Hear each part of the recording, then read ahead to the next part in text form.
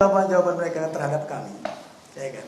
Mereka itu mengirimkan somasi terpisah, di mana kami ditembuskan somasi terhadap Sofyan Hasan atau keluarga atau bapak ibu anak ini sendiri terkait dengan apa yang dipermasalahkan.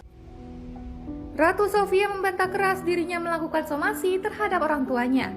Bantahan ini disampaikan setelah pihak rumah produksi membeberkan respons Ratu mengenai promosi film. Pihak Ratu mengirimkan sebuah surat pernyataan sebagai respons somasi dari rumah produksi.